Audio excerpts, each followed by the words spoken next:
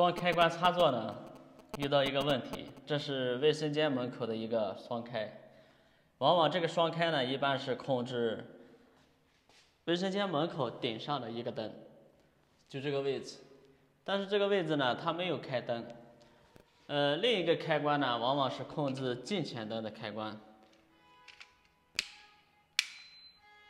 打开这个开关没反应，打开这个听到滴的一声，这滴的一声从哪里传出来的呢？是从浴霸，这是客户家的浴霸。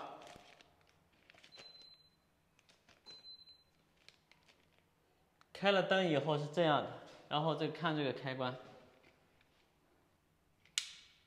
从这儿一下就把浴霸的电给断了。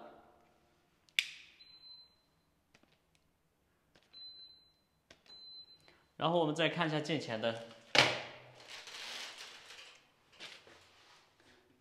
开关开了以后呢，近前灯完全都不亮，这是什么鬼？现在要装这个开关的话，就得把这个问题给它找到了。吊顶上呢，我们可以看它的线路走向，来确认一下是哪里的问题。按我的经验判断呢，这种情况往往就是吊顶的时候，装的浴霸可能是这个线呢接错了。现在我们拆了顶子看一下。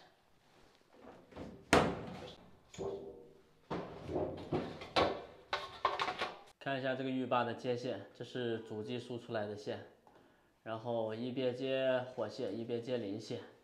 因为这种遥控浴霸只接一个电源就可以了。这个线盒呢是从顶上出来的，很明显，这是一个主火线，这是一个总零线，然后这一根呢是控制线。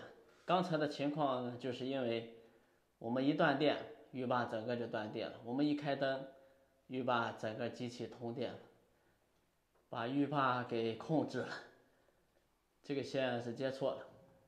现在我们把这个线呢改到这个主线上，让这个浴霸呢接成一个长电。现在我们把这个控制线呢放到一边，从这个主线上接一根线过来给浴霸供电。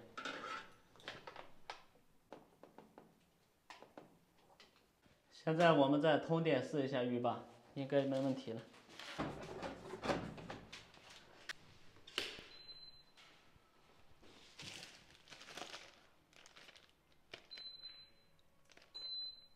开灯了。现在浴霸就可以单独使用了，现在不受这个开关的控制了。现在我们解决第二个问题，第二个问题就是近前灯不亮的问题。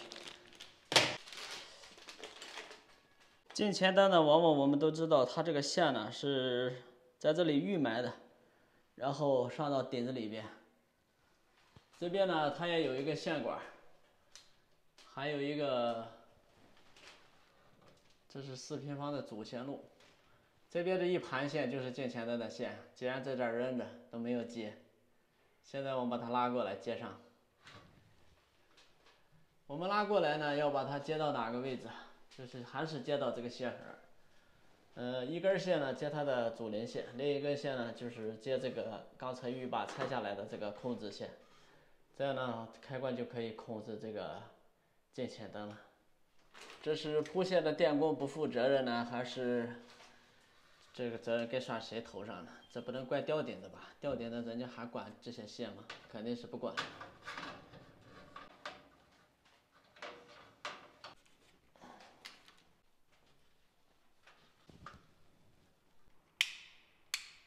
现在我们试一下近前灯。好了，现在这个小问题呢就处理完了。把这些扣板呢都装回去。